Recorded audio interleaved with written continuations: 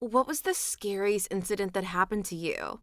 It's Em. Thank you guys for all of the support recently on our channel. Please make sure to comment down below any topics you guys want to hear about in our future videos. Story 1. I was 29. I was having chest pains. They were reminiscent of when I was younger and rushed to the hospital just for it to be heartburn. I started treating for that, but got to the point I couldn't move. I was sent home from work and went to my doctor. I described everything and said it just felt like bad heartburn. She starts looking at stuff and treating me for GERDs. Just as she's about to send me on my way, she's like, let's do an EKG. After the results, she brought in the big doc who agreed with her and said they wanted to keep me overnight for observation. I get there and they hook me up to a ton of devices, tests, and start medicating me. All they told me before I fell asleep from the meds was I had an enlarged and weakened left ventricle. It's now maybe 3 a.m. I woke to the creepiest looking doctor ever. He had this skeleton-thin body but with a round pot belly. Think Farnsworth from Futurama. He was bald but with this greasy stringing hair that was like long, and he draped a few over his head. Meanwhile, I'm still drugged out and afraid of what's going on. He pulls up a chair and asks if I know what's going on. He says I had a nibble of a heart attack. Using his pointer and thumb to indicate very small, he explains something about numbers, and if they hit a certain number, it indicates heart attack, and mine hit the number directly next to it. So let's say 10 means heart attack, I hit a 9. Bear in mind, my dad died of a heart attack when he was 39. I'm laying there freaking out. Everyone I know is asleep, so no one to talk to. I'm too drugged out to do anything. I just pushed the button for more drugs to go back to sleep. They did a heartbeat and said my arteries were clean, and months later, I had a flu-like virus that went untreated, so it reached my heart before my body fought it off. I had gone to a MedExpress place a month before because I was sick with flu-like symptoms, but they lasted 2 weeks. The doctor said it's the flu. You're young, you'll get over it, without doing any test. I had to wear a heart defibrillator for about 4 months after that, and on heart meds for life, all because the express doc was too lazy to test anything. But that night shift doctor looked like death, and I thought he was coming to tell me I had died. This guy might not be in the right field if everyone thinks he is literal death coming to collect them. But on a real note, it is really crappy that because of an inconsiderate doctor, you were stuck dealing with a medical issue for the rest of your life. I hope you're doing better now, OP,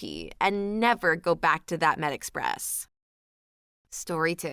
I work a really late shift at Taco Bell. I don't get off until midnight. Just a couple days ago, when my shift was over and I was heading home, I noticed some 2 guys walking the same way I was. They were in front of me for some time, so I wasn't worried. And I guess it helped that I carry a mace gun and knife with me everywhere I go. At some point when I looked up from whatever game I was playing on my phone, the guys were gone. I didn't think anything of it, as I just assumed the guy turned off somewhere and continued making the 45-minute walk back home. A few minutes later, after noticing the guys were gone, I heard footsteps behind me. I glanced behind me and noticed it was one of the guys I saw earlier, but it was just him. I don't know where the other guy was. I knew immediately something was wrong with this, so I picked my pace up and put my phone away and grabbed the mace gun from my pocket. I did my best to keep my cool and not let him know I was aware of the situation, but I was freaking out internally. I kept walking the direction of my home, but I wasn't intending on going home and letting him know where I lived. I knew that a couple blocks ahead of me was a 7-Eleven, and I knew of the guy working there as he's a friend of the family and lives in my neighborhood. As soon as I saw the gas station, I turned and quickly walked up to the doors. The guy is still following me. I've never had to use the mace gun or knife ever, and I was still hoping to not have to. I walked inside the gas station and was thankful the guy I knew was working. I walked up to him and quickly informed him of what was going on, and he let me in the store with him until he got off of work. That guy stayed outside of the gas station the entire time I was there, but he never went in. I'm so thankful he was working that night and was able to give me a ride home. I don't know what I would have done if he wasn't. It really is lucky the guy was there to help you. The only other thing I could think of telling you to do was to try and call an Uber or a friend to help you out once you got to the gas station.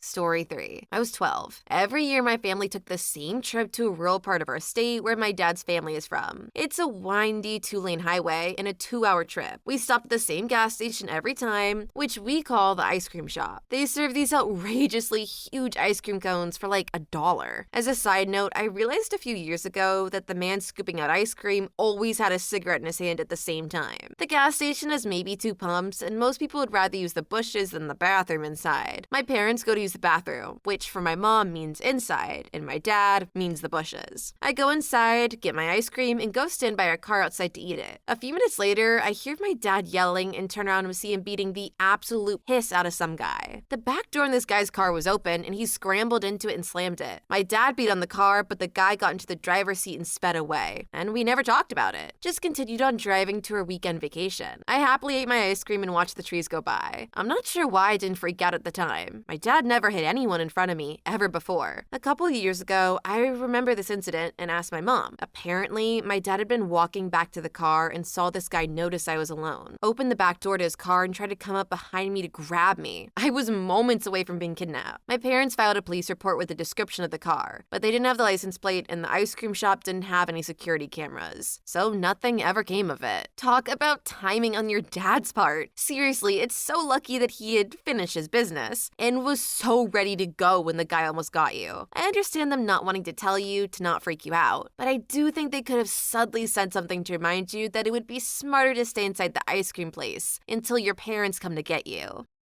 Story 4. I flipped my car. I've been through a lot of really scary stuff, and quite a few times I thought, crap, this is it, but that one really got me. I was driving down a road on a dark October evening, and I'd been awake for 36 hours. I had a 30-minute drive before I could get home, and I was 5 minutes into it. I dozed and hit the verge at 60 miles per hour, or 70 miles. It shocked me awake, and I jerked the wheel down, which threw me to the opposite side of the road. So I did the same again, went into a skid and hit the verge awkwardly, got airborne and flipped at least 3 times. And I mean flipped, not rolled. I went front first. Every time the car banged down, I prayed that I wouldn't hit a tree. I thought I'd hit the verge and gone through the hedge into the field. I hadn't. I was actually bouncing down the road. When the car eventually came to a rest, I was upside down and it was smoky, and I could hear crackling. I hated that car, and my first thought was, I'm not dying in this piece of crap. So I undid my seatbelt, dropped down, and tried to open the door. It wouldn't open. I can't remember if I tried to kick the window out, but I smashed with my elbow and dragged myself out. 6 cars and a bus drove past me waving like a lunatic next to an upturned car before someone finally stopped. The scariest bit wasn't any of that though. The next day I went to get my belongings from the tow place and the car was literally flat. It looked like it had been crushed. To this day, I do not know how I survived that.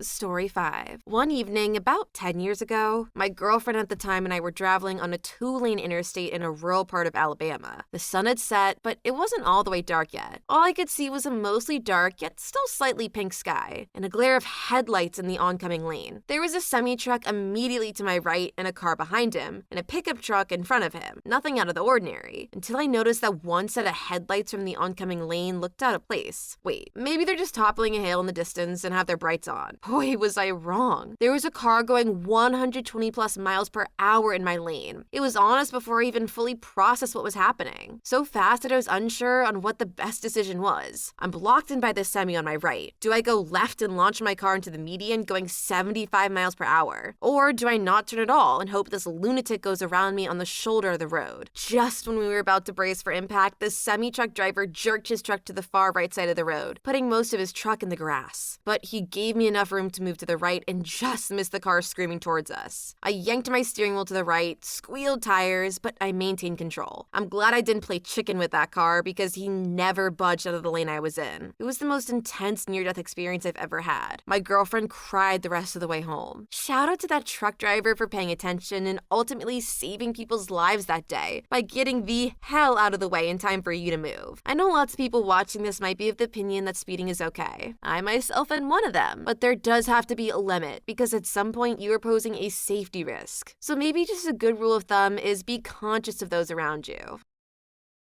Story 6. Felt sick, kind of like the flu. Felt completely fine in the morning, but got worse as the day went on. It was the middle of the night, and I was up with my husband and our new 6-week-old baby. I was pumping Brex milk. Next thing I know, I'm waking up to the EMTs surrounding me on my bed, yelling me not to move or sit up. My heart rate was incredibly high and blood pressure incredibly low. They took me to the hospital and no one knew what was wrong with me for a while. They kept asking me what drugs I took. I kept telling them nothing, which is true. I just had a baby. The biggest first drug I was taking was Tylenol. They didn't believe me for a while. I couldn't remember a lot of things at this point. I could barely even remember my own kid's name. I couldn't tell them who was the president or what year it was when they asked. It was a weird feeling to have memory missing. Kind of like having some lost puzzle pieces. Talking was also kind of difficult. After a bunch of tests, turns out a UTI so bad that I went into septic shock and my kidneys were shutting down. Didn't know I had a UTI because I was still healing from childbirth, and I'm pretty asymptomatic when it comes to UTIs. I don't feel pain when I get them. Spent a few days in the ICU. It was extra scary considering my brand new baby was home and I wasn't, and there was a chance I wouldn't make it home at all. In the end, I thankfully made a full recovery. Not as intense as some of these other stories, but please don't sleep on UTIs, guys. Sepsis is no joke.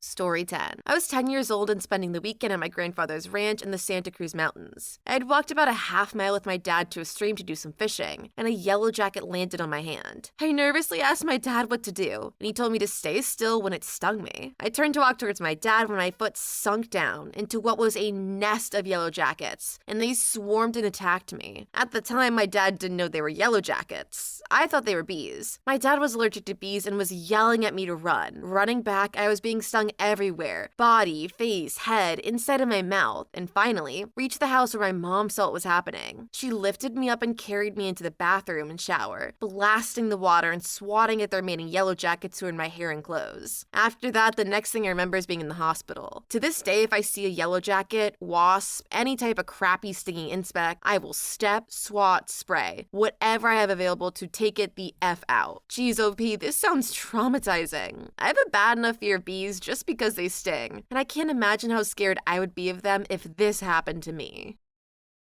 Story 8. Was driving home from my girlfriend's late one night, like 12 to 1 in rural Pennsylvania. Coming down a winding wooded road with only a few, it's mostly woods. Girl covered in blood comes running into the street, screaming and waving her arms. I crack my window. She's yelling, "He's gonna kill me. I need a ride. Let me in." I'm 17 at the time. I don't know what's going on. Is someone waiting in the woods to kill me and steal my car? Does she really need help? I drove off. Get about a mile or two down the road and call the police. Let them know what's happening and where I am. They say they're on their way. I turn around and drive back a little closer. I want to help, but I'm terrified. Cops get there. Go check it out. I drive down and follow. No one around, no signs of anyone or anything. Just vanish. Cops said they'll hang around and keep a lookout, but I should leave. And that was that. I never heard anything else or found out what happened. I was also mugged and had a hunting knife held to my throat when I was 13 and lived in New York. Story 9. Wife and I took a dark exit towards our neighborhood. Whole back seat was full of bags because we went shopping at the mall. There's a red light at the intersection once you get off the exit, and we pulled up to this tinted Oldsmobile. They were in the right lane to go straight or turn right, and we were in the left lane to turn left. Nobody's around, maybe 10 at night. I turn left and look in my rear view, and it's the car that was next to us a bit back. I pulled into my driveway and just had a really weird feeling. Told my wife I'm gonna reverse and drive around the block. She thinks it's weird as hell, but as we were reversing, this dude is walking towards us from that Oldsmobile parked on the corner. I dipped the F out of there and make it look like I was just turning around and drove like a mile away before heading back. Just had this gut feeling, man. Who knows what would have happened, but it was scary as freak nonetheless. Story 10. A couple months ago, I was in a school shooting. I was in my dorm room at the time and heard shots out my window. The gunman was no more than 1,000 feet away from me, about 2 buildings away, when he burst into an academic hall and killed 2 people. He then walked down the most popular street in town to the student union, where he shot and killed 1 more student. He also injured 5 people during everything, one of whom is still in a coma months later. Everyone was screaming and running away, and because we have huge heavy wooden doors in our buildings, every door slamming got reported as a gunshot. We thought there was a terrorist attack on campus because every single building had reports of shooters in them. I thought I was never going to see my friends again when I heard their building get called on the police scanner. Worst part was it lasted for 4 hours. The shooter freaked out after that and they couldn't find him for forever. OP, I am so sorry you had to go through this. This kind of stuff haunts people for a really long time, and the aftermath can be really hard to deal with. I hope you were able to get counseling if you need it, and that you're able to continue with your schooling in the meanwhile, even if it means not being on campus directly. Story 11. I was at Busch Gardens in 2010 on a huge ride that swivels back and forth and builds momentum until it completely flips over. When it started gaining momentum, this lady near me started shaking, seizing maybe, and blood started dripping from her nose. We were on one of the ends screaming at the operators. I don't think they could have stopped it if they even tried, even if they did hear us. Everyone was screaming out of their minds. When the ride was on the verge of flipping, it stalled to where the people on the other side of the ride were directly below us, and the blood from her nose was dripping on the people on the other side of the ride. It was terrifying, and I will never go on one of those rides ever again. Please leave your story in the comments. I would love to make a video on them in the future. Also, don't forget to like and subscribe.